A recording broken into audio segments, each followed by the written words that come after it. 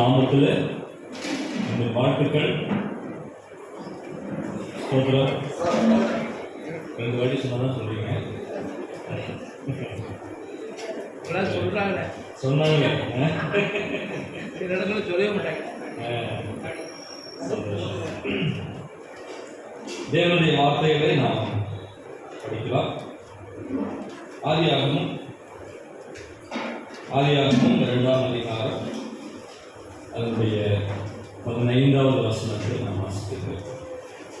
ஆதியாகமும் 2ஆம் அதிகாரம் அதனுடைய 15வது வசனம். தேவனாகிய கர்த்தர் மனுஷனை ஏதேன் தோட்டத்தில் அழைத்துக் கொண்டு வந்து அதை பண்படுத்தவும் காக்கவும் வைத்தார். நாம நேற்று காலையில 2:8 வசனத்தை வாசித்து, கர்த்தர் ஏதேனிலே ஒரு தோட்டத்தை உண்டு பண்ணி அதிலே ஆதாமை கொண்டு வந்து வைத்தார்.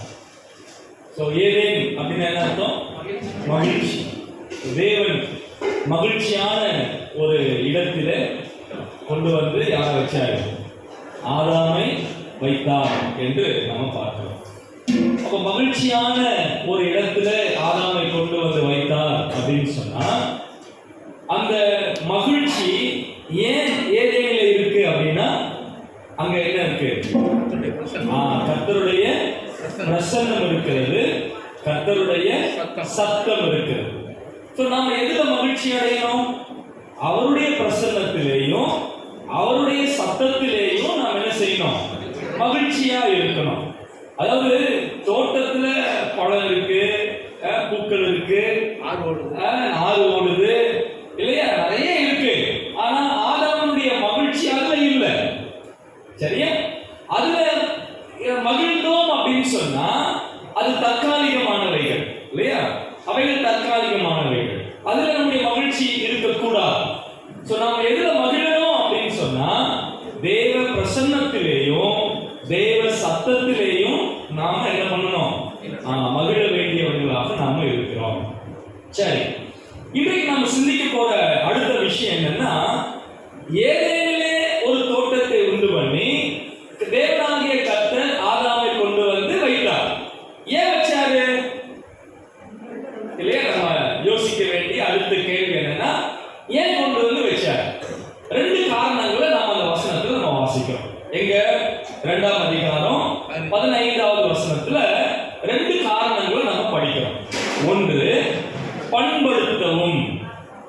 சரிங்களா? முதலாவது என்ன காரணத்துக்காக? பண்படுத்துகிறதற்காக. 2வது காக்கவும், அப்படின்னா பாதுகாப்பதற்காக. இந்த 2 காரணங்களுக்காக ஆதாமை ஏதேனிலே உள்ள தோட்டத்திலே கொண்டு வந்து என்ன பண்ணாரு?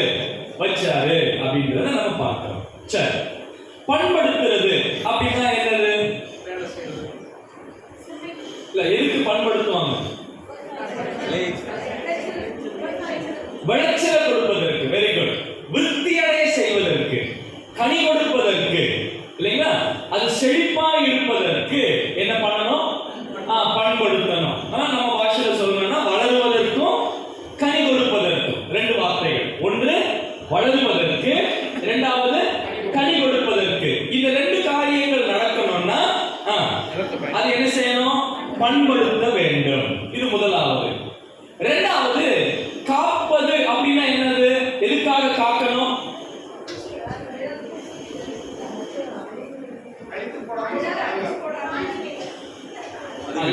விளைவதற்காக. முதல்ல சொன்னோம் இல்லையா, அது 2மே தடைபடாம இருக்கணும்னா காக்கப்படணும்.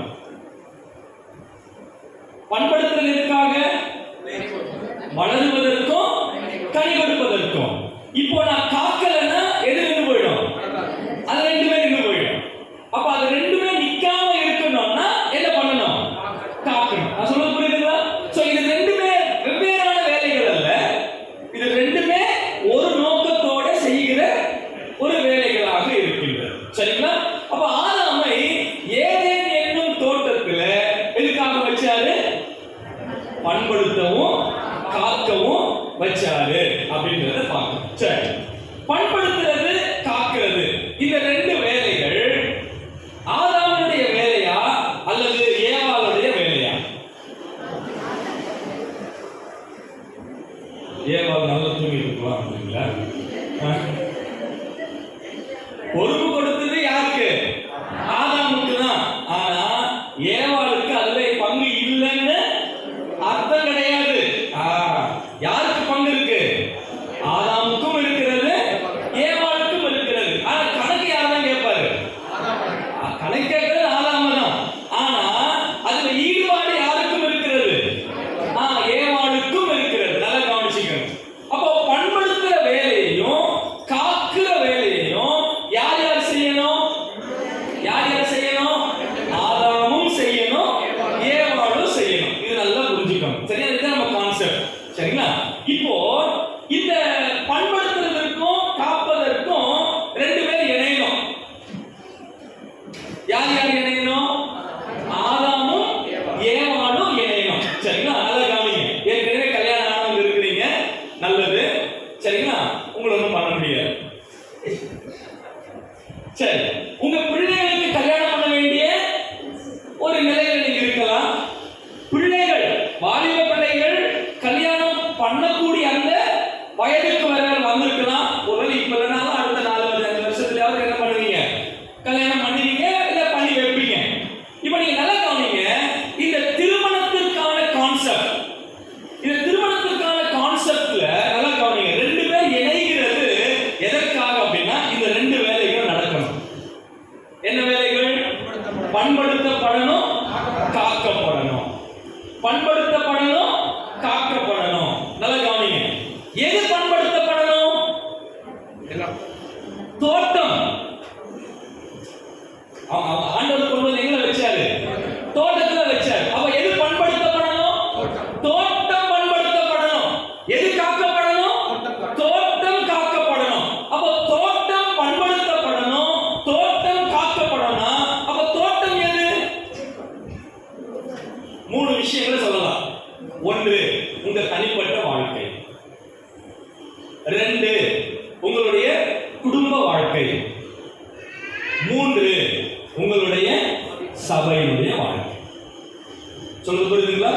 ஒன்று தனிப்பட்ட நிலைமையில, ரெண்டு குடும்பம், மூன்றாவது சபை. இப்போ இந்த மூன்று நிலைகளிலேயும் இந்த ரெண்டு வேலைகள் நடக்கணும். என்ன வேலை? பண்படுத்துற வேலை நடக்கணும். ரெண்டாவது காக்கப்படுகிற வேலையை என்ன செய்யணும்? நடக்க வேண்டும். இப்போ இந்த ரெண்டு வேலையும் நடக்கணும் அப்படின்னு சொன்னா நம்ம வாழ்க்கையில இருக்க வேண்டிய சில கான்செப்ட்ஸ் என்ன? அதான் நம்ம என்ன செய்ய போறோம்? சிந்திக்க போகிறோம். ரைட். முதலாவது, நான் ஏற்கனவே நேற்று நாம் அதை தியானிச்சோம், ஞாபகப்படுத்தணும். திரும்பவும் இப்ப நான் உங்களுக்கு ஞாபகப்படுத்துறேன். தோட்டத்திலே கொண்டு வந்து யார் வைத்தது? தேவனாகிய கர்த்தர் கொண்டு வந்து என்ன பண்ணாரு? வச்சார். அப்போ நான் யாராக இருக்கிறேன் என்பது யாருடைய திட்டமா இருக்கு? தேவனுடைய திட்டமா இருக்கு. நல்லா கவனிங்க. ஒருவேளை நீங்க ரட்சிக்கப்பட்டது ஒருவேளை 20 வயசுல இருக்கலாம். நீங்க ரட்சிக்கப்பட்டது 30 வயசுல இருக்கலாம். ரட்சிக்கப்பட்டது 40 வயசுல இருக்கலாம், 50 வயசுல இருக்கலாம். ஆனா நீங்க நல்லா கவனிக்க வேண்டிய ஒரு விஷயம் என்னன்னா, நீங்க ரட்சிக்கப்படுகிற வரைக்கும் சரி உங்களுடைய வாழ்க்கையில யார் செயல்படுறார்? யார் செயல்படுறார்? கர்த்தர் செயல்படுறார். இப்போ நீங்க முதலாம் அதிகாரத்துக்கு, ஆதியாகமம் முதலாம் அதிகாரத்துக்கு வந்தீங்கன்னா, ஆதாமை ஏவாளை தேவன் எப்போ எந்த நாள்ல உண்டாக்குறாரு? எந்த சந்தேகம் இல்லையே. எந்த நாள் உண்டாக்குறாரு? 6வது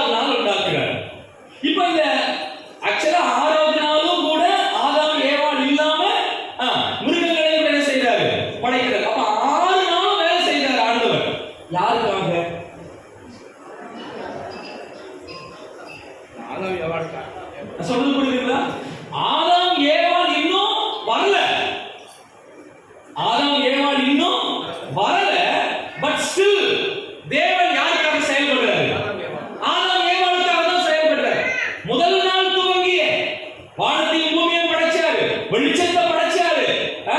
யோசிச்சு பாருங்க, இது எல்லாத்தையும் யாருக்காக செய்யறாரு அப்படின்னு கேட்டா யாருக்காக தான் செய்யறாரு? ஆதாமுக்காகவும் ஏவாளுக்காகவும் தான் செய்யறாரு.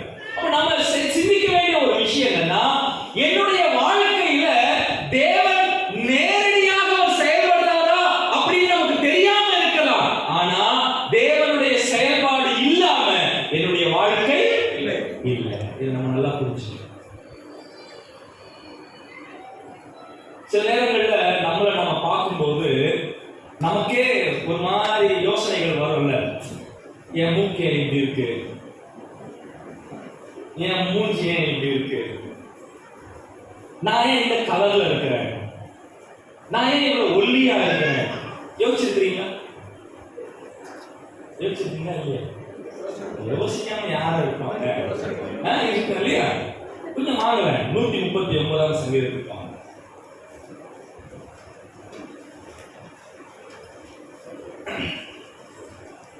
அந்த வார்த்தையை படிக்கும் போது எவ்வளவு ஆறுதலா இருந்தது. 16வது வசனம் வாசிங்க, அல்லது 15வது வாசிங்க. நான் ஒளிப்பிடத்திலே உண்டாக்கப்பட்டு பூமியின் தாழ்விடங்களிலே விசித்திர வினோதமாய் உருவாக்கப்பட்ட போது என் எலும்புகள் உமக்கு மறைவாய் இருக்கவில்லை. அப்படின்னா என்ன அர்த்தம்? எலும்புகள் இன்னும் உருவாகல. எலும்புகள் இன்னும் உருவாகல. இன்னும் நான் எங்கதான் இருக்கிறேன்? என் அவயவ பூமியின் தாழ்விடங்களிலே விசித்திர வினோதமாய் உருவாக்கப்பட்டேன். ஆக்சுவலா அவரு சங்கீதக்காரர் என்ன சொல்ல வர்றாருன்னா, அம்மாவுடைய வயிற்றுல சொல்றாரு. தாழ்விடம் அப்படின்றது எதை குறிக்கிறது? அம்மாவுடைய வயிற்றை குறிக்கிறது. அப்ப அந்த இடத்துல உருவாக்கும் போதே எலும்புகள் இன்னும் என்ன ஆகல? உருவாகல. பட் ஸ்டில் அவைகள் உமக்கு எப்படி இல்ல? மறைவாய் இருக்கிறது. இது ஒண்ணு. அடுத்த வருஷம் வாசிங்க. என் கருவை உம்முடைய கண்கள் கண்டது. உம்முடைய கண்கள் கண்டது. எதை? கரு. சமீபத்துல ஒரு சகோதரன் சொல்லும் போது நான் கேட்டேன், கவனிங்க, மொத்த உலக மக்கள் தொகை எவ்வளவு? உலக மக்கள் தொகை கிட்டத்தட்ட 700 கோடி. உங்களுக்கு ஒரு விஷயம் சொல்றீங்களா? இந்த 700 கோடி மக்களை கருவா வச்சா 1.5 டீஸ்பூன்ல வந்துடும். சொல்றது புரியுதுங்களா? ஐயா 880 கோடி. அவன் 180 கோடி எக்ஸ்ட்ரா ஆயிடுச்சு. சரி, இந்த 880 கோடி மக்களையும் கரு அப்படின்னு அந்த முதல் நாள் கரு உருவாகுது இல்லையா, அந்த கருவை எடுத்து ஸ்பூன்ல அளந்தோம்னா 880 கோடி கருக்களும் 1.5 ஸ்பூன்ல வந்துடும். இப்போ நான் கேட்கிறேன், அந்த 1.5 ஸ்பூன்ல எது எவ்வளவு?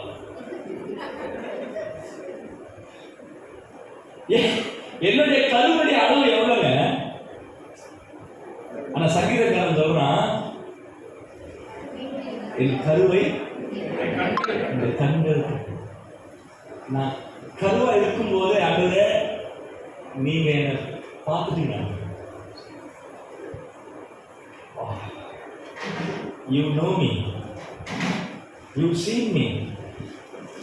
நீர் என்னை அறிந்திருக்கிறீர். நீர் என்னை பார்த்திருக்கிறீர். என் கருவை உம்முடைய கண்கள் கண்டது. இந்த வார்த்தை எவ்வளவு தைரியம் கொடுக்குதுல்ல? இந்த வார்த்தை எவ்வளவு ஆறுதல் கொடுக்குதுல்ல? இந்த வார்த்தை எவ்வளவு அந்த இருதயத்தை தேற்றுகிறது இல்ல? என் கருவை உம்முடைய கண்கள் கண்டது. அடுத்து சொல்றாரு, என்ன சொல்றாரு? என் அவயவங்களில் ஒன்றாகிலும்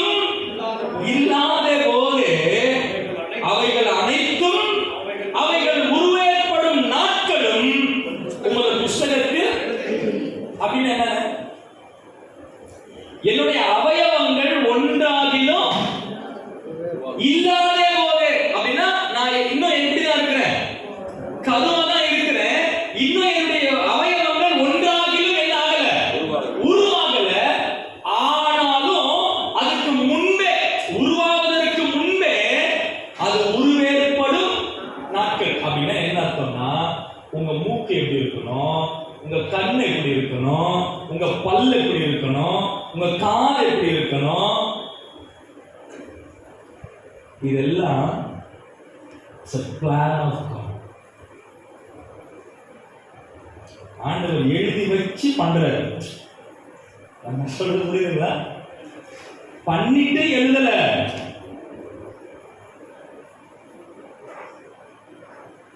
இது ஏதோ விபத்தை போல நடக்கல. நான் எப்படி இருக்கணும் அப்படின்றது யாருடைய திட்டம்? தேவனுடைய திட்டம். உங்களுக்கு விஷயம் தெரியுமா? உங்களுடைய அதாவது நீங்க இப்படி இருந்தாதான் அழகு அப்படின்னு அவர் நினைச்சு உங்களை இப்படி பண்ணியிருக்கிறாருங்க. நான் இப்படி இருந்தாதான் அழகுன்னு தேவன் அவர் திட்டமிட்டு என்ன இப்படி பண்ணியிருக்கிறார். நான் அவர் என்ன பார்க்கும் போது, டே ஜான்பால், நீ இப்படி இருந்தாதான் அழகு.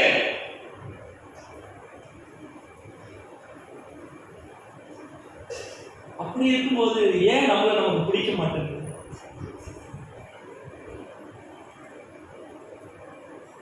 நீங்க இப்படி இருந்தாலும் அழகுங்க. உங்களை இப்படி இருக்கிறதுல தான் யார் அழகா பார்க்கிறாரு? அவர் அழகா பார்க்கிறாரு. உங்களுக்கு ஒரு விஷயம் சொல்லட்டுங்களா? You are a unique person. உங்களை மாதிரி வேற யாருமே இல்லை.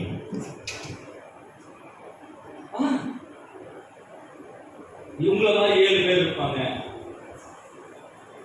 ஒண்ணும் கிடையாது.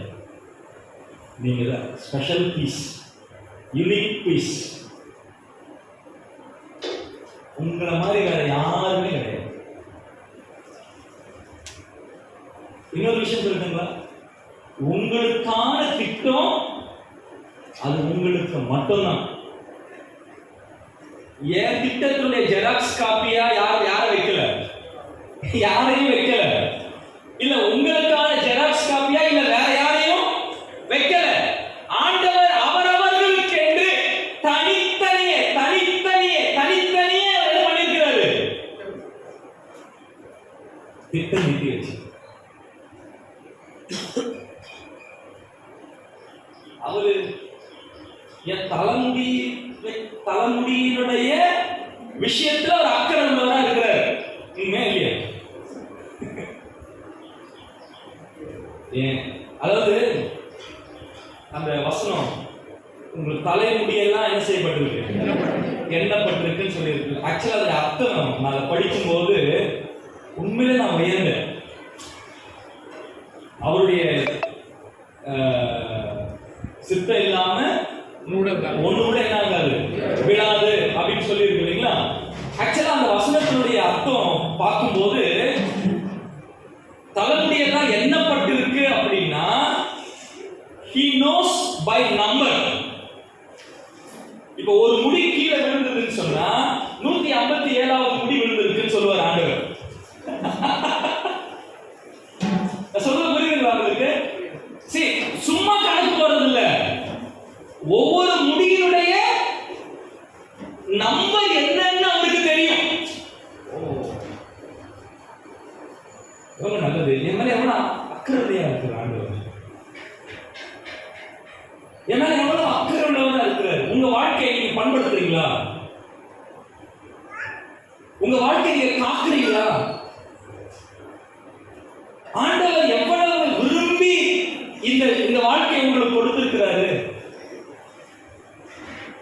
நான் சொல்றது புரியுதுங்க? கொஞ்சம் யோசிச்சு பாருங்களேன்.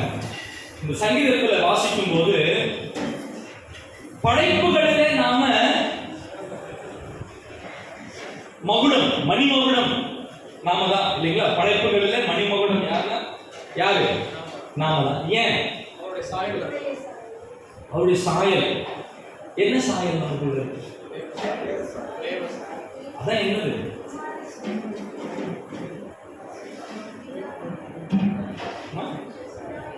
அதான் என்னது? தேவன் வந்து உருவம் இல்லாதவர். அது உருவம் இருக்கா? உருவம் இல்ல இல்ல, அவர் ஆவியா இருக்கிறார். சரி, அவர் ஆவியா இருக்கிறது அப்படின்னா அவருக்கு என்ன இல்ல? உருவம் இல்ல. அப்போ இந்த காணப்படுற இந்த உருவம் இல்ல, அவருடைய சாயல். அப்ப அவருடைய சாயல் எனக்குள்ள என்ன இருக்கு? எனக்குள்ள இருக்கிற அவருடைய சாயல் என்ன சொல்லுங்க?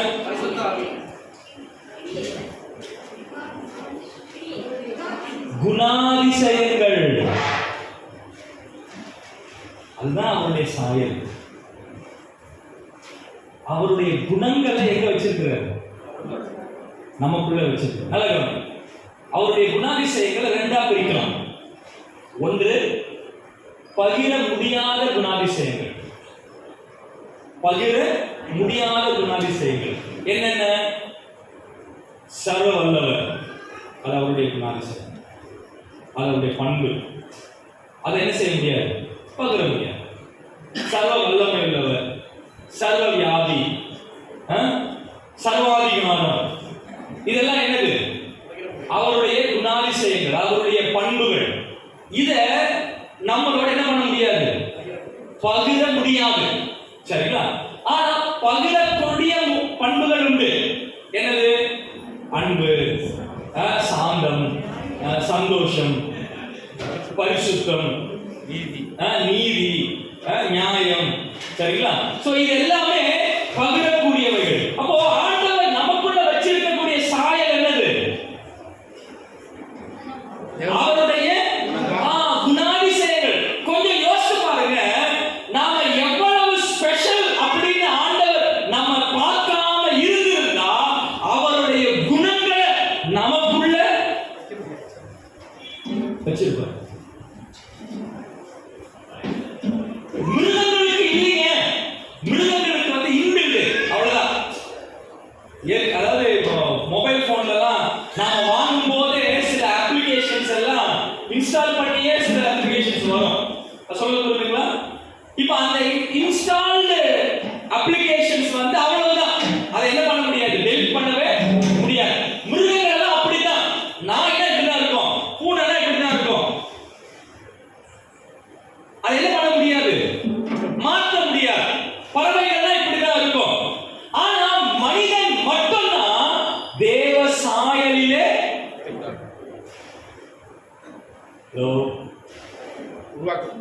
தூங்குறவங்க பதில் சொல்லுங்க.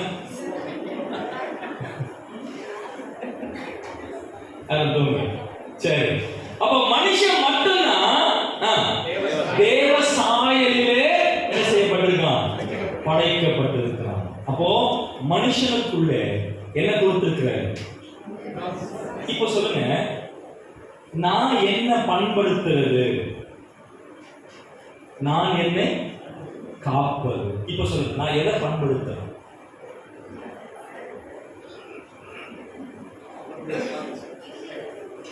தேவனுடைய குணாதிசயங்களையும் நான் என்ன செய்யணும்? பண்ணணும். பேதுரு எழுதின 2ஆம் அதிகாரத்துக்கு வாங்க.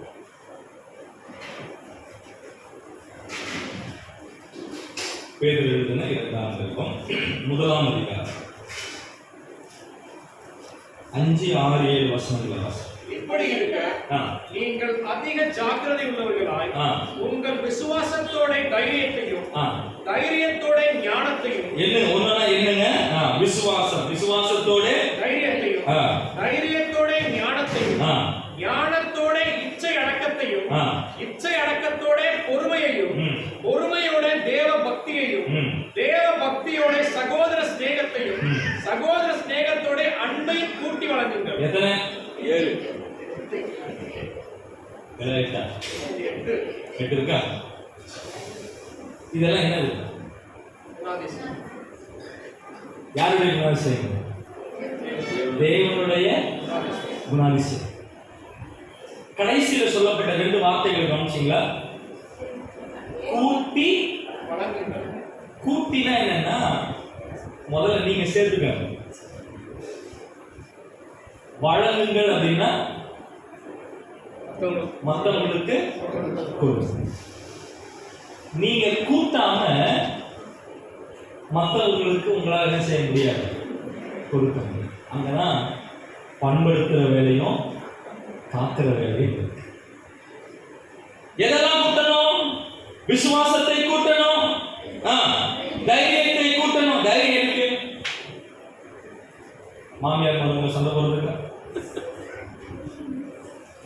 இல்ல, சபையில மூப்பர் ஊழியர் சண்டை போடுறது, தைரியம் இருக்கு. இப்போ ஆண்டவர் உயிர் தெழுந்த உடனே அவர் தைரியமா போய் யார் முன்னாடி நிக்கல, பிள்ளைக்கு முன்னாடி நிக்கல. ஆண்டவருக்கு நல்லா தெரியும் அவன் தைரியம் இல்லாதவன். கையை கழுவி செத்து போயிட்டான்னு சொல்லுது சரித்திரம். அன்னைக்கு கை கழுவினாங்களா, அதுக்கப்புறம் அந்த குற்ற உணர்ச்சி தாங்க முடியாம அவன் கைகளிலே செத்து போயிட்டான். அவன் முன்னாடி போயிருந்தா என்ன பிரயோஜனம்? தைரியம் ஒருத்தனை வீழ்த்துகிறதற்காக அல்ல, தைரியம் ஒருவனை கட்டி எழுப்பதற்காக. தைரியத்தை சேர்த்து தைரியம் ஆவிக்குரிய காரியங்களை நிறைவேற்றணும்னா என்ன வேணும்? தைரியம் வேணும். அப்போ உங்களுடைய வாழ்க்கையில ஆவிக்குரிய பண்புகள், தெய்வீக பண்புகள், இந்த தெய்வீக பண்புகளுக்கு இந்த இந்த பேர் ஒரு பேர் வைக்கிறாரு பாருங்க. என்ன பேர் வைக்கிறாரு? 4வது வசனத்துல இச்சையினாலே உலகத்தில் உண்டான கேட்டுக்கு தப்பி திவ்ய சுபாவத்துக்கு, திவ்ய சுபாவம், திவ்யனா என்ன? திவ்யனா டிவைன், தெய்வீகமான சுபாவம். இப்ப சொல்லுங்க, தெய்வீகமான சுபாவம்னா என்ன?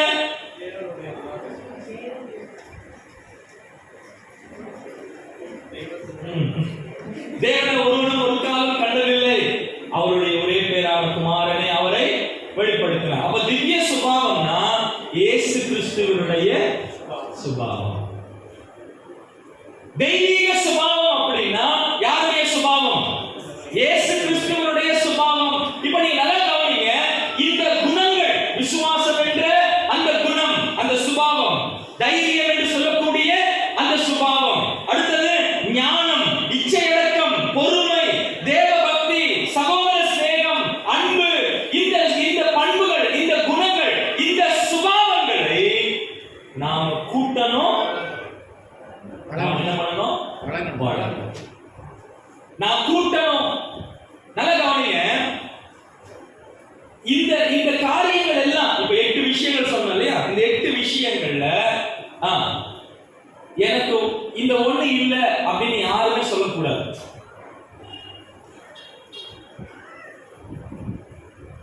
சொல்ல இதுல சொல்லப்பட்டிருக்கக்கூடிய விஷயங்கள்ல இந்த ஒண்ணு என்கிட்ட இல்ல அப்படின்னு யாரும் சொல்லக்கூடாது. ஏன் சொல்லக்கூடாதுன்னா, நீங்க ரட்சிக்கப்படும் நாளிலே கர்த்தர் இவைகளை உங்களுடைய வாழ்க்கையில துவங்கி வைத்து விட்டார். ரட்சிக்கப்படும் அந்த நாளிலே ஆண்டவர் எப்ப எனக்குள்ள வந்துட்டாரோ, ஆவியானவர் எப்ப எனக்குள்ள வந்துட்டாரோ, அந்த தெய்வீக திவ்ய சுபாவமானது எனக்குள்ள என்ன ஆயிடுச்சு? ஆரம்பமாயிடுச்சு. ஆனா அளவுகள்ல வித்தியாசம் இருக்கு. புரியுதுங்களா? அளவுகள் என்ன உண்டு? வித்தியாசம் உண்டு. சில பேருக்கு சகோதர சிநேகம் அதிகமா இருக்கலாம், ஆனா பொறுமை ரொம்ப குறைவா இருக்கும். சில பேருக்கு இச்சையடக்கம் அதிகமா இருக்கலாம், ஆனா அன்பே இல்லாம இருக்கலாம். குறைவா இருக்கலாம், இல்லைன்னு சொல்லக்கூடாதுல்ல. ஓகே, குறைவா இருக்கலாம். ஆனா எனக்கு இல்ல அப்படின்னு யாருமே சொல்லக்கூடாது. சரி, உங்களை பார்த்து கேட்கிறேன், இதுல உங்களுக்கு எது இல்லை?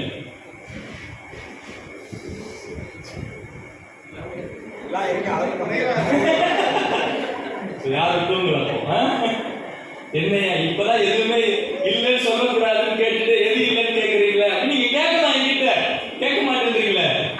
அப்போ நல்லா கவனிங்க, இந்த காரியங்கள், இந்த தெய்வீக சுபாவம், இந்த திவ்ய சுபாவம் ஆண்டவர் எனக்குள்ள என்ன பண்ணாரு? வச்சிருக்கிறாரு. முதல் யாருக்குள்ள வச்சாரு? ஆதாமிலே வைத்தார். ஆதாமுடைய தலைமுறையாக நாம் எல்லாரும் அதை ஒரு விஷயம் சொல்றோம். ஆதாம் பாவம் செய்த பொழுது இந்த திவ்ய சுபாவத்தை அவன் இழந்து. ஆதாம் பாவம் செய்த பொழுது இந்த திவ்ய சுபாவத்தை அவன் இழந்துட்டான். நல்ல 100% அவன் இழக்கல. நான் சொல்றேன் 99.99999999 அவ்வளோ இழந்துட்டான். ஆனா எவ்வளவு இருக்கு? நான் சொல்ல புரியுதா? இப்போ ரட்சிக்கப்படாதவங்களும் நல்லவங்களா இருக்கிறாங்களா? இருக்காங்களா? ஏன் இருக்காங்க? அதுதான் அந்த பாயிண்ட் ஒன்று. புரியுதா? சொல்லுங்க புரியுதுங்களா? இந்த பாயிண்ட் ஒன்று இருக்கு இல்லைங்களா? அதுதான் ஈவன் ரட்சிக்கப்படலைனாலும் அவங்களுக்குள்ள என்ன உண்டு? அந்த தெய்வீக சுபாவம் இருக்கு. ஆனா நல்லா கவனிங்க, ஆதாமிலே இழந்த அந்த தெய்வீக சுபாவத்தை மறுபடியும் எப்போ உருவெடுக்குது? கல்வாரி சிலுவை. யார் கொடுக்கிறாரு? அவரை விசுவாசித்து ஏற்றுக்கொள்ளுகிற எல்லாருக்கும் அவருடைய திவ்ய சுபாவத்தை என்ன செய்யறாரு? இப்போ அந்த திவ்ய சுபாவத்தை பெற்றிருக்கிற நாம், நான் சொன்னேன் இல்லைங்களா, நம்முடைய சிருஷ்டிப்புல நாம விசேஷமானவர்கள். நம்மை ஒவ்வொரு உறுப்பை உருவாக்குறதுலேயும் நாம் எப்படி இருக்கிறோம்? ஸ்பெஷலா இருக்கும். நம்முடைய அழகு ஸ்பெஷல், நம்முடைய கலர் ஸ்பெஷல், நம்முடைய கண்ணு ஸ்பெஷல், நம்முடைய ஒவ்வொரு உறுப்புமே ஆண்டவர் எப்படி படைச்சிருக்கிறாரு? ஸ்பெஷலா படைச்சிருக்கிறாரு. எல்லாவற்றையும் மேல நம்முடைய ரட்சிப்பு special, very special, very special. அந்த ரட்சிப்பு எவ்வளவு ஸ்பெஷல் அப்படின்னு சொன்னா, ஆதாமிலே இழந்த அந்த தெய்வீக சுபாவமானது எனக்கு எப்ப கிடைக்குது? எப்ப கிடைக்குது? ரட்சிக்கப்படுகிற அந்த நாளிலே எனக்கு. இப்போ நான் அவைகளை கூட்டிக் கொள்ளணும். நான் அவைகளை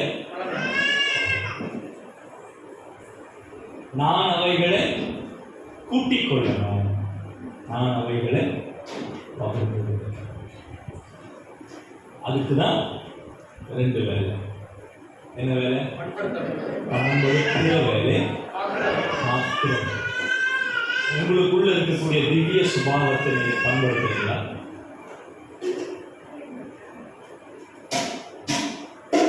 அட்லீஸ்ட் பண்படுத்துகிறதற்கான முயற்சிகளாவது எடுக்கிறீங்களா?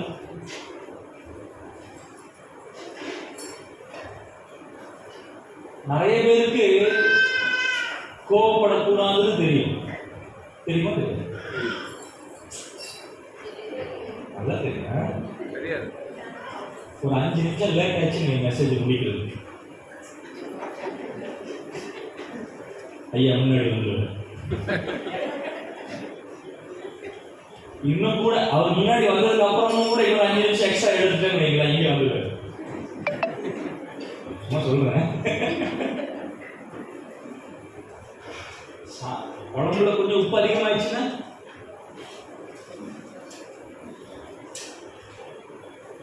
அதெல்லாம் வெளியே சொல்லாதீங்க.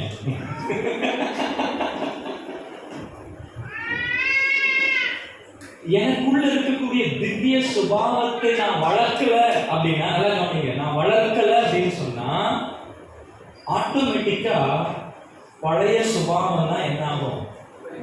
வெளியில தெரியும். ஏன் பழைய சுபாவம் வெளியே தெரிஞ்சுக்கிட்டு இருக்கு?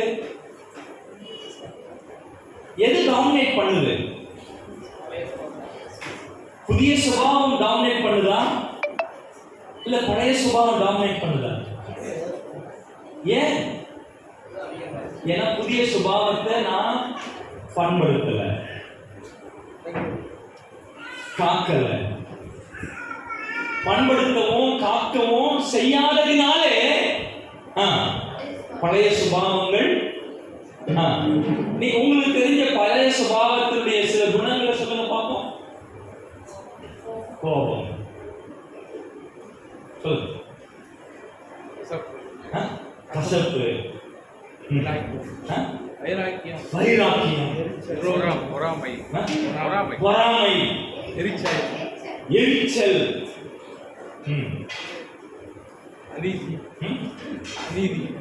அநீதி, அதெல்லாம் பெருசு.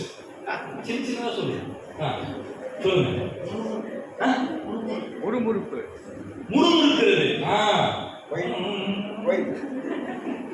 வெளி சத்தமே கேட்காது. அப்புறம் பொய் சொல்றது. அப்பா அந்த மாதிரி சொல்லுங்க. என்ன சொன்னா என்ன பிரச்சனை வருமோ? சொல்லுங்க. வெறுக்கிறது, அடம்பிடிக்கிறது, இச்சிக்கிறது, கோச்சிக்கிறது, கீழ்ப்படியாம இருக்கிறது, பேசாம இருக்கிறது. அப்பா இதெல்லாம் நான் சொல்லல, இதெல்லாம் நீங்க சொல்லுங்க. இதெல்லாம் இருக்கா? நமக்குள்ள இருக்கிற பழைய சுபாவம் இதெல்லாம் இருக்கா? இருக்கு. தயவு செய்து அவர்கள் எல்லாம் அழிச்சிருக்கு, களைத்து போடுங்கள். பழைய மனுஷனை களைத்து போடுங்கள். களைத்து போடுங்கள்னா என்ன அர்த்தம்? ஷர்ட்டை கழட்டுற மாதிரி என்ன பண்ணணும்? கழட்டி போடுங்க. நீங்க இந்த பழைய மனுஷனை களைத்து போட்டால்தான் புதிய மனுஷனை தரித்து கொள்ள முடியும். சில பேர் என்ன பண்றாங்கன்னா பழைய ஷர்ட் கலட்டாமலே மேல புது ஷர்ட் போட்டுக்கிறாங்க.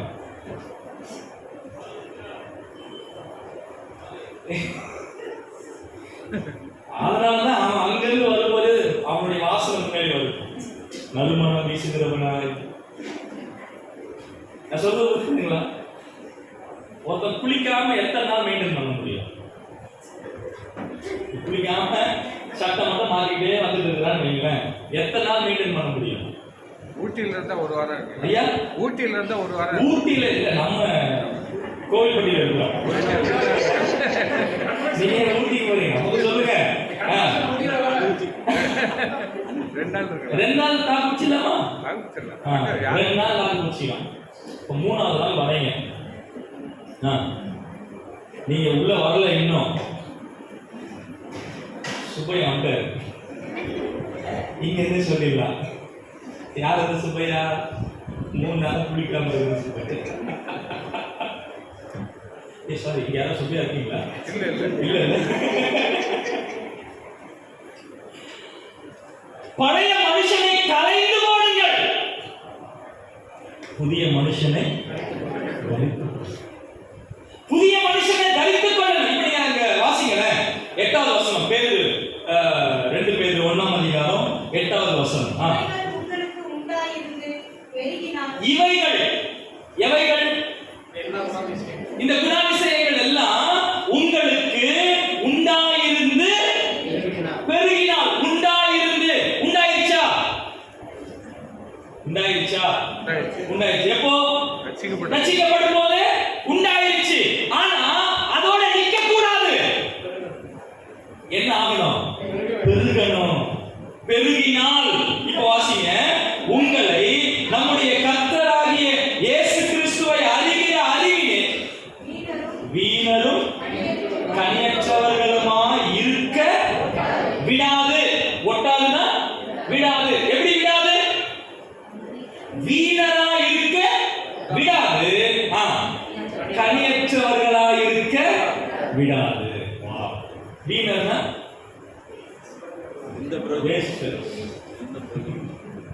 வீணர்னா தமிழ்ல சொல்லுங்க. பயனற்றவர்கள். இந்த வீணர்ன்றதே தமிழ் தானையா அப்படின்னு சொல்லாதீங்க, அதுக்கு அர்த்தம் சொல்லுங்க. ஒண்ணுத்துக்கும் ஆகாதவன், வேலை இல்லாதவன், வெட்டியா இருக்கிறவன், ஒண்ணுத்துக்கும் உதவாதவன். எல்லாம் கவனிங்க. தெய்வீக சுபாவத்திலே பெருகுகிறவனாலே உதவாதவனா இருக்க முடியாது.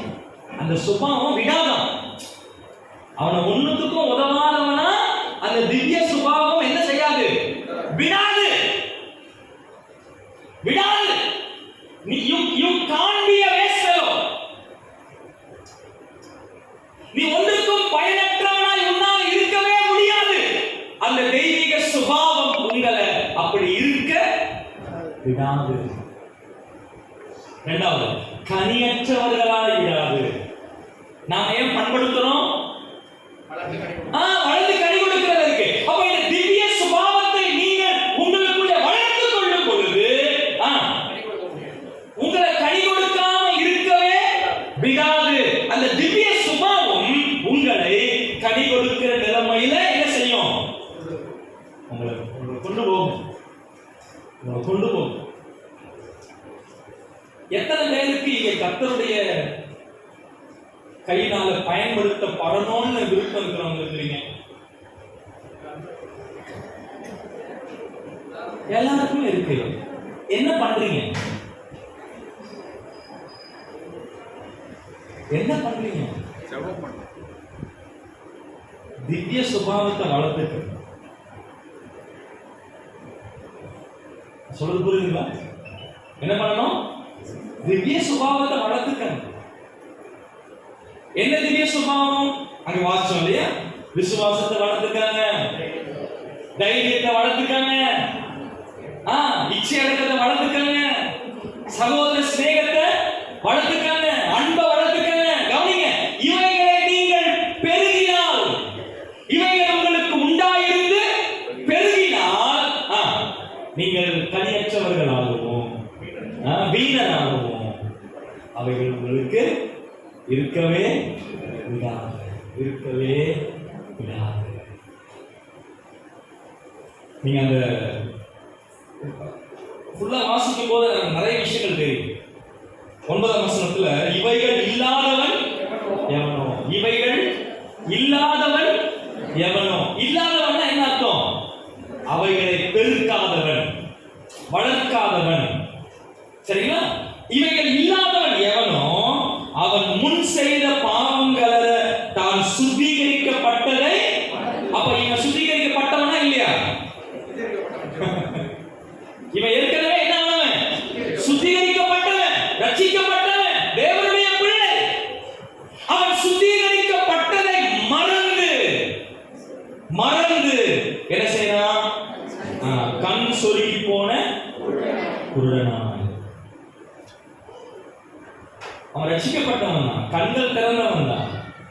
ஆனா இந்த திவ்ய சுபாவத்தை அவன் பண்படுத்தாததினாலே, இந்த திவ்ய சுபாவத்தை அவன் வளர்க்காததினாலே அவன் என்ன ஆயிட்டான்? குருடன் ஆயிட்டான். இப்ப ஆவிக்குரிய காரியங்களை அவனால என்ன பண்ண முடியல? பார்க்க முடியல, கேட்க முடியல, உணர முடியல, சிந்திக்க முடியல. அப்படி இருக்கும்போது கர்த்தருடைய கரத்துல நான் பயன்படணும் அப்படின்னு எப்படி நீங்க உங்களால நினைக்க முடியும்?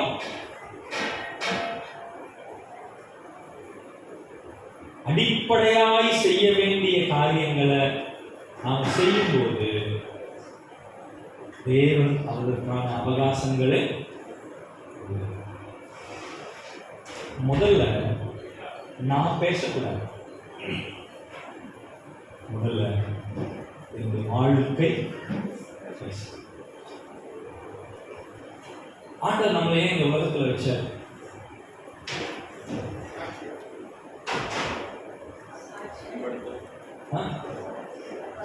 ஆண்டவர் ஏன் என்னை ரட்சித்தார்? சாட்சியாக்கி அவருக்காக வாழணும். அவருடைய ஊழியம் செய்கிறதற்கு, அவரை வெளிப்படுத்துவதற்கு. பாருங்க, லேவியராகமம் புத்தகம் 10ஆம் அதிகாரம்.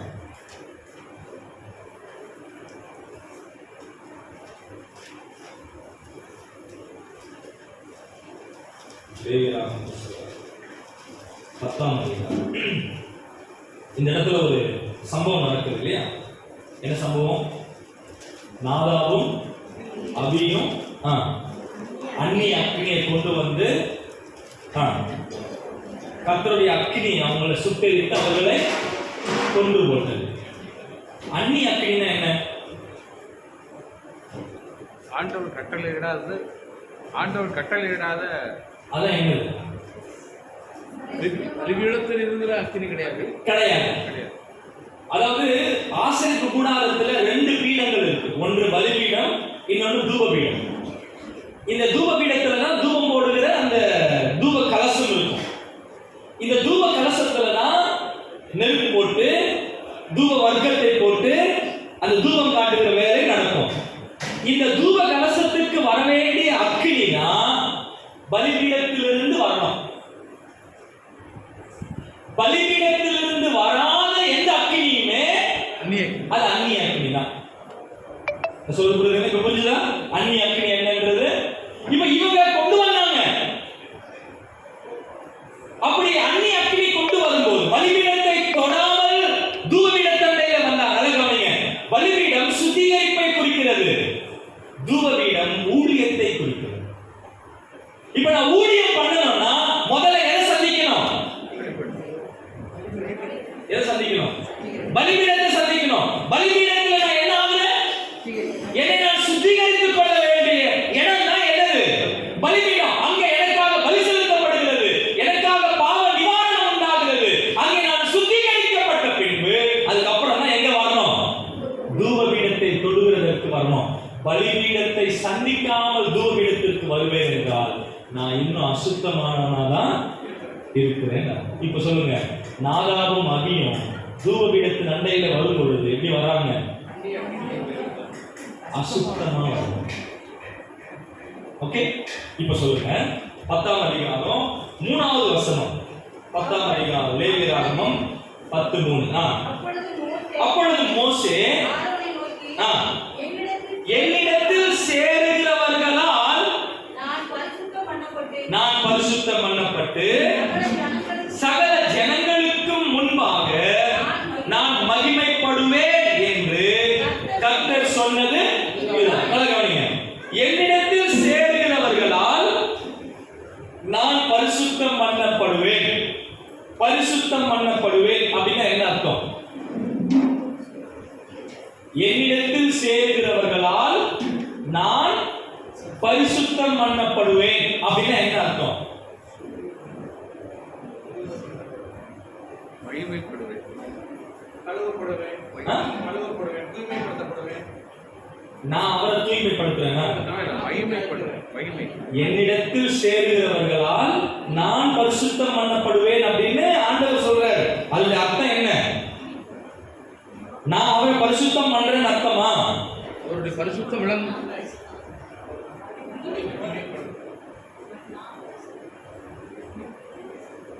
யாருக்கு முன்பதாக அந்த வார்த்தை வாசிச்சுல சகல ஜனங்களுக்கு. அப்படின்னா என்ன அர்த்தம்னா பரிசுத்தம் விளங்கும். அவருடைய நான் பரிசுத்தமா இருந்து ஜனங்களுக்கு முன்பதாக நிற்கும் போது நான் என்ன சொல்றேன்னா, நான் ஆராதிக்கிற தேவன் பரிசுத்தர் என்று சொல்றேன். இப்ப சொல்லுங்க, நாதாபையும் அபியையும் ஏன் அடிச்சாரு?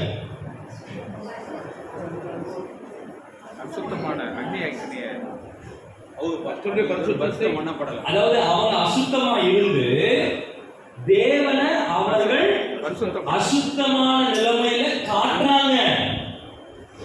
அதனாலதான் நாதாபையும் அபியையும் ஆண்டவர் அடிச்சு சொல்றாரு, நான் அவங்கள மாதிரி அசுத்தமானவன் அல்ல, நான் யாரு? சொல்லுங்க, ஆண்டவர் யார் அப்படின்னு காண்பிக்கிறதற்கு இந்த உலகத்துல ஆண்டவர் யாரை வச்சிருக்காரு?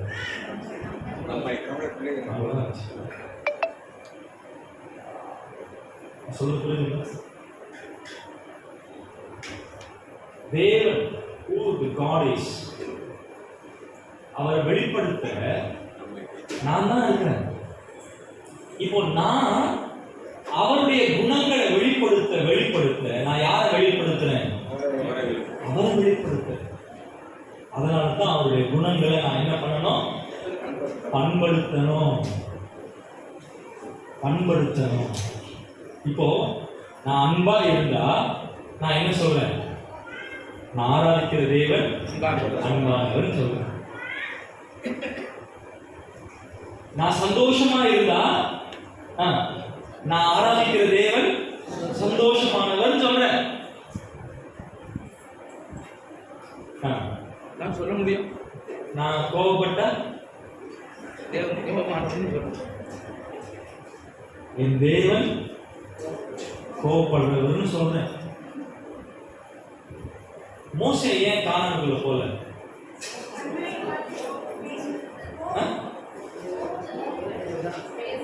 ஏன்? சரி, அவர் கோபப்பட்டார், அடிச்சிட்டாரு. வாங்க வாங்க. என்னாகும் 20ஆம் அதிகாரத்துக்கு வாங்க.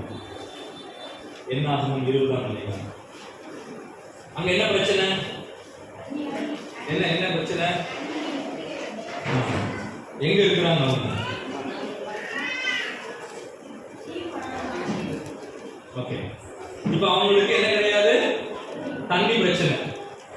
இப்போ தேவன் வந்து யார் கூப்பிடுறாரு? மோசேயையும் ஆரோனையும் கூப்பிடுறாரு. எங்க? கூடாரத்துக்குள்ள பேச்சுவார்த்தை நடத்துறதுக்கு கூப்பிடுறாரு. என்ன பிரச்சனை அப்படின்னு கேட்ட உடனே மோசே ஆரோனும் சொல்றாங்க, ஐயா ஜனங்களுக்கு என்ன இல்லை, தண்ணி இல்லையா அப்படின்னு சொல்லி சொல்றாங்க. இப்ப ஆண்டவர் என்ன சொன்னாரு? போய் பேசு. பேசுனா உங்களுக்கு என்ன கிடைக்கும்? தண்ணி கிடைக்கும். இப்ப கவனிங்க, கூடாரத்துக்குள்ள என்ன பேச்சுவார்த்தை நடந்துச்சுன்னு யாருக்கு தெரியாது? யாருக்கு தெரியாது? ஜனங்களுக்கு தெரியாது. இப்போ மோசே வெளியே வந்து என்ன ரியாக்ட் பண்றாரோ அது யாருடைய ரியாக்ஷன்?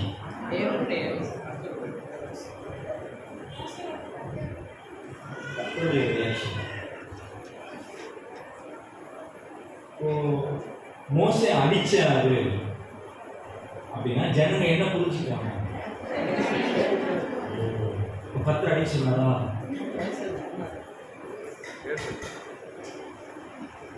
கர்த்தர் அடிச்சு சொன்னாரா? இல்ல. கர்த்தர் என்ன சொன்னாரு? நீ பேசியா தள்ளி வரும், நான் உங்களை நேசிக்கிறேன். அவர் அன்பதான் காட்டினாரு, அவருடைய இலக்கத்தை தான் காட்டினாரு. நான் சொல்றது புரியுதுங்களா? அவருடைய தயவை தான் காட்டுறாரு. ஆனா மோசே தேவனை ஜனங்களுக்கு முன்னதாக எப்படி காட்டுறாரு? இப்ப வாசிங்க 12வது வசனம், 20:12. இஸ்ரவேல் புத்திரரின் கண்களுக்கு முன்பாக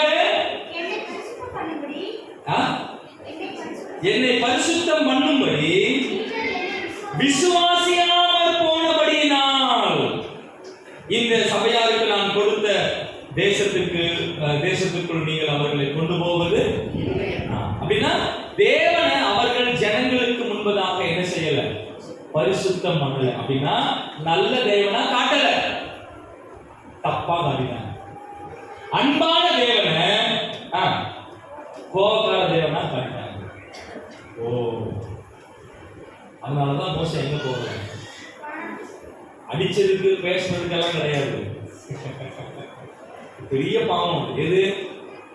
தெய்வத்தை தவறாக காண்பிப்பது, அது பெரிய பாவம். இப்ப சொல்லுங்க,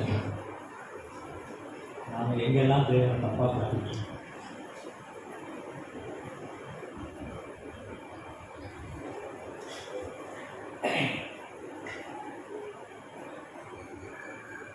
அவருடைய சுபாவம் இல்லாதவைகளை நாம் காட்டி காட்டி காட்டி தேவனை நான் தப்பா என்ன பண்ணிட்டு இருக்கேன்? எக்ஸ்போஸ் பண்ணிட்டு இருக்கேன்.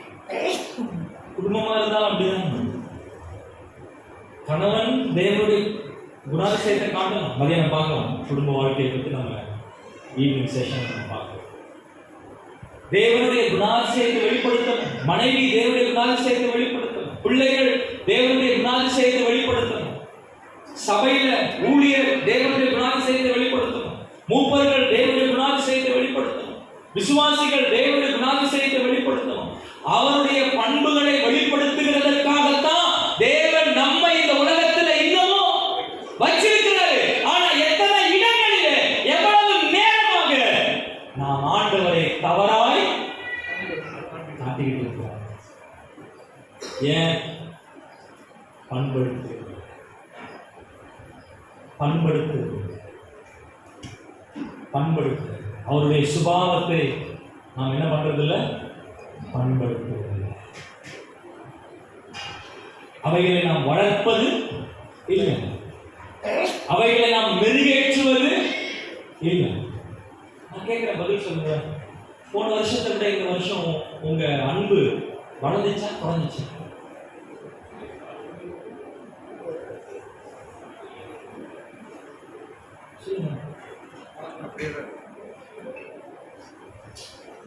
அப்படியே இருக்க வாய்ப்பு இல்லைங்க. ஒண்ணு வளரணும் இல்லைன்னா குறையணும், அவ்வளவுதான். அதெல்லாம் வந்து மிடில் இருக்கு, அதெல்லாம் கிடையாது. ஒண்ணு வளரணும் இல்லைன்னா குறையணும். வளர்ந்துருக்கா குறையணும்.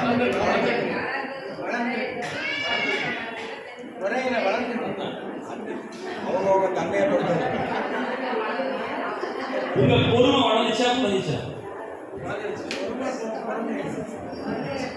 பொறுமை, அதாவது அன்பு வளர்ந்தா பொறுமையும் கூட வளரணும். இது குறைஞ்ச எப்படி வளரும்? நான் சொல்றது புரியுதுங்களா?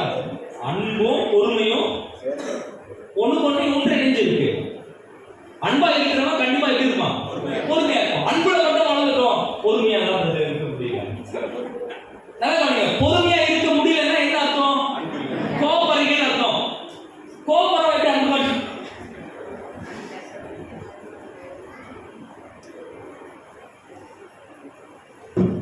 நம்மளை ஏமாத்திட்டு இருக்கணுங்க.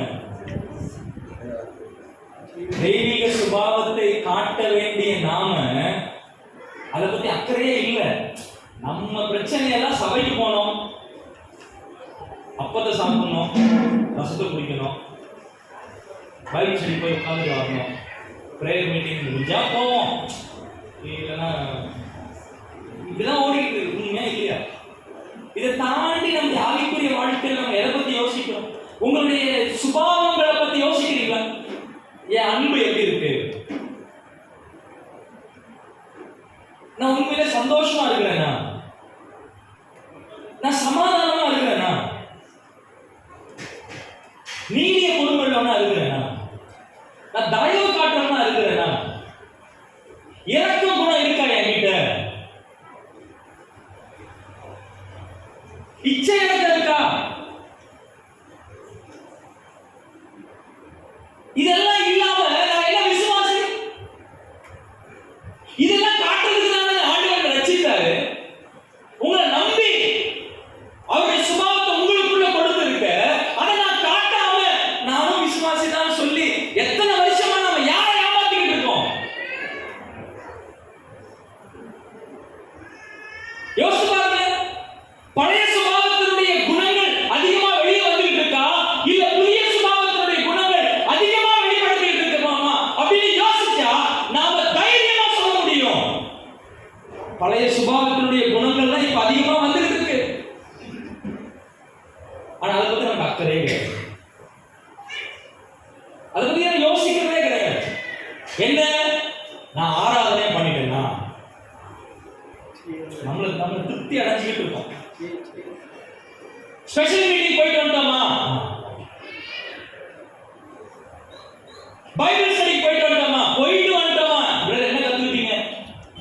பேசினார், அவரு ஆழமா பேசினார். அதனால எனக்கு புரியல. இப்ப நமக்கு என்னன்னா பார்ட்டிசிபேஷன் தான் நமக்கு பெருசா போயிடுச்சு. எது பார்ட்டிசிபேஷன்? ஆமா, பங்களிப்பு. நான் பங்களிச்சுட்டேன், அதுல என்ன ஆயிடும்? ஓ, பெரிய விஷயம். வாழ்க்கை எங்க? வாழ்க்கை எங்க? குணாதிசயம் எங்க? நீங்க வீட்டுக்கு போயிட்டு புருஷன்மாரு உங்க மனைவி கிட்ட கேளுங்க, நான் எப்படி இருக்குன்னு கேளுங்க. நான் மாத்திக்க வேண்டியது ஏதாவது இருக்குதான் கேளுங்க. மனைவிமார் உங்க புருஷன்கிட்ட கேளுங்க, நான் மாத்திக்க வேண்டியது ஏதாவது இருக்குதா? நான் உண்மையில விசுவாசியா வாழ்ந்துட்டு இருக்கிறேன்னா, விசுவாசி கிரியைகள் செய்துட்டு இருக்கிறேன்னா? உங்க பிள்ளைகள் கிட்ட கேளுங்க, நல்லா சொல்லுவாங்க. முக்கியமா இந்த 5 வயசு 6 வயசு 10 வயசுக்குள்ள இருக்கிறாங்க, அவங்க கிட்ட கேளுங்க. புட்டு வைப்பாங்க, நீங்க யாருங்க? அவன் நினைச்சுக்கிறது அவனுக்கு ஒண்ணும் தெரியாதுன்ட்டு. அவங்க கிட்ட கேளுங்க, நீங்க உங்க உண்மையான முகம் என்னன்னு அவங்களுக்கு தெரியும். அவங்க சொல்ல ஆரம்பிச்சாங்கன்னு வைங்களேன், உங்களுக்கே டவுட் வரும், நான் ரசிக்கப்பட்டதா? தெய்வீக சுபாவத்தை பண்படுத்த அதை காப்பதற்காகத்தான் தேவன் தோட்டத்தில் கொண்டு வந்து வச்சிருக்கிறார். செய்யலாமா? செய்யலாமா? இந்த குணத்தை உங்களுக்கு கொடுக்கறதுக்கு ஆண்டவர் ஜீவனை கொடுத்தாரு, பாடுபட்டார், ரத்தம் சிந்தினார், அவமானப்பட்டார். அவர் முகத்துல துப்புனதுனால உங்களுக்கு இந்த முகம் கிடைச்சது. நம்ம முகத்துல துப்ப வேண்டாம், நம்மளை பார்த்து கீழே துப்புனாலும் நமக்கு எரிச்சல் வருது. அப்புறம் எப்படி அவருடைய சுபாவம் நமக்கு இருக்குதுன்னு நம்ம சொல்றோம்? கொஞ்சம் யோசிப்பாரு, நம்மளை வந்து நீ எல்லாம் மனுஷனா அப்படின்னு கேட்டா நமக்கு என்ன ஆகும்?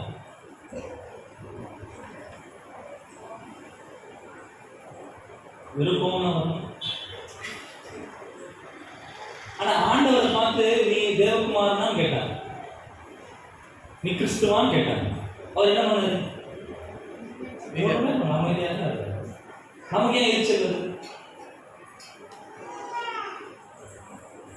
நமக்கு ஏன் எரிச்சல் வருது? அவருக்கு சுபாவம் இல்லை. நான் சொல்றது புரியுதா உங்களுக்கு? அவருடைய திவ்ய சுபாவத்தை பண்படுத்தணும். முதல்ல நான் சரியா, அடுத்தது குடும்பம். அடுத்த செஷனில் குடும்பத்தை பற்றி நம்ம பார்க்கலாம். ஓகே, தேவன்